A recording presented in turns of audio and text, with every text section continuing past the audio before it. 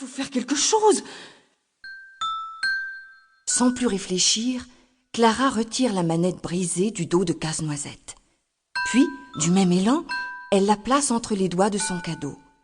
Un œil à la fois, son ami perd son regard de bois. Il lui sourit. Il est vivant. Merci, Clara. Grâce à toi, j'ai retrouvé mon épée magique. Et hop, Clara et son ami sautent du fauteuil géant. Avec son épée, Casse-Noisette touche l'épaule de chaque soldat. Et hop, ceux-ci frottent leurs yeux comme au sortir d'un long sommeil. « À l'attaque !» crie aussitôt le premier soldat. Apeurés, les souris poussent des cris en roulant des yeux ronds comme des boutons. Elles appellent leur reine qui saute sur le plancher en ricanant. Au secours! La terrible reine est derrière Casse-Noisette qui ne l'a pas vue approcher. De toutes ses forces, Clara lance sa pantoufle à côté de la méchante souris. Heureusement, Casse-Noisette l'a entendu tomber. Il se retourne juste à temps pour toucher la reine de son épée magique. Ouf! Il est sauvé! Hurrah! Hurrah! Clament les soldats. Nous avons gagné! La reine des souris boude dans son coin. Casse-Noisette s'est emparé de sa couronne. C'est lui, le prince de la plus merveilleuse nuit de l'année. Et sa princesse, c'est Clara. En route, dit Casse-Noisette. Les souris ont perdu, qu'elles nous conduisent maintenant au royaume des sucreries. Hurrah! Hurrah! Répètent les soldats. Assis sur le dos des souris qui sourient, ils sont déjà prêts pour le grand voyage. Derrière le sapin, sous le lourd rideau de velours, se cache l'entrée secrète du royaume des sucreries. En catimini, à pas tout petit, nos amis s'enfoncent dans le labyrinthe de tunnels obscurs et trottent les souris derrière les murs et sous les planchers. Où cela va-t-il mener Clara, son prince et les courageux soldats?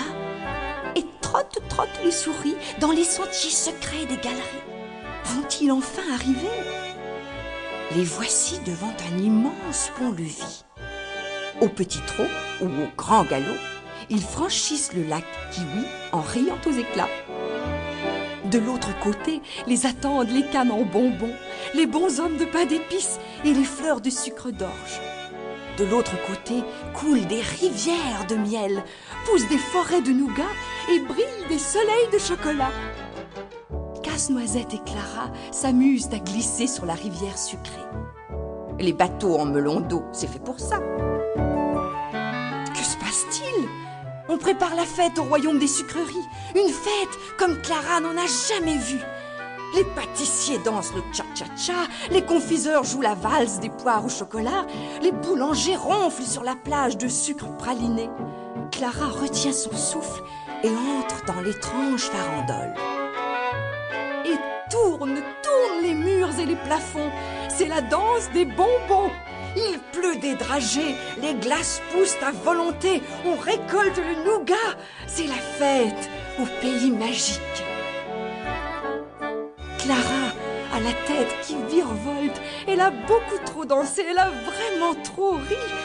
Mais où sommes-nous, Casse-Noisette? Le sais-tu? Plus de cannes en bonbons, ni de cha-cha-cha. Les voilà perdus au royaume des sucreries. Serait-ce encore un mauvais tour des souris? Comment rentrer maintenant? Comment revoir le sapin illuminé, maman, papa, Fritz et oncle Drosselmeyer? Le prince Casse-Noisette, pour la rassurer, l'embrasse sur le bout du nez. Puis, sans un mot, il lui tend son épée de bois. Doucement, très doucement, Clara la replace dans son dos et elle ferme les yeux bien fort. Dong, dong, dong, dong, sonnent les 12 coups de minuit. Dong, dong, dong, dong, tournent les aiguilles en folie. Dong, dong, dong, dong. Le temps s'était-il arrêté? Clara ouvre.